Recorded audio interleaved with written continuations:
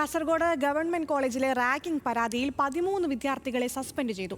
1-ാം വർഷ ബിരുദ വിദ്യാർത്ഥിയാണ് റാഗിങ്ങിനിരയായത്. സീനിയർ വിദ്യാർത്ഥികൾ തടഞ്ഞു നിർത്തി ഭീഷണിപ്പെടുത്തി ദേഹോപദ്രവമേൽപ്പിച്ചുവെന്നാണ് പരാതി. കുറ്റക്കാർക്കെതിരെ കർശന നടപടിയെടുക്കണമെന്നാവശ്യപ്പെട്ട് SFIയും രംഗത്തെത്തി. കാസർഗോഡ് ഗവൺമെന്റ് കോളേജിലാണ് 1-ാം വർഷ ബിരുദ വിദ്യാർത്ഥി റാഗിങ്ങിനിരയായത്. സംഭവത്തിൽ 2ഉം 3ഉം വർഷ ബിരുദ വിദ്യാർത്ഥികളായ 13 പേരെ പ്രിൻസിപ്പൽ VS അനിൽകുമാർ സസ്പെൻഡ് ചെയ്യുകയായിരുന്നു. ജൂലൈ 13-ന് കോളേജ് ക്യാമ്പസിൽ വെച്ചാണ് വിദ്യാർത്ഥി റാഗിങ്ങിനിരയായത്. ഒരു സംഘം വിദ്യാർത്ഥികൾ 1-ാം വർഷ ഡിഗ്രി വിദ്യാർത്ഥിയെ തടഞ്ഞു നിർത്തി ഭീഷണിപ്പെടുത്തുകയും ദേഹോപദ്രവം ഏൽപ്പിക്കുകയും ചെയ്തു എന്നാണ് പരാതി. സംഭവത്തെ തുടർന്ന് വിദ്യാർത്ഥി രക്ഷിതാക്കളെ വിവരമറിയിക്കുകയും തുടർന്ന് കോളേജ് പ്രിൻസിപ്പലിന് പരാതി നൽകുകയുമായിരുന്നു. കോളേജ് അധികൃതർ നടത്തിയ പ്രാഥമിക അന്വേഷണത്തിലാണ് ആരോപണ വിധേയരായ വിദ്യാർത്ഥികളെ സസ്പെൻഡ് ചെയ്തത്. വിദ്യാർത്ഥിയുടെ പരാതിയെ തുടർന്ന് വ്യാഴാഴ്ച ചേർന്ന ആന്റി റാഗിംഗ് സെൽ യോഗം നടപടിക്ക് ശുപാർശ ചെയ്യുകയായിരുന്നു.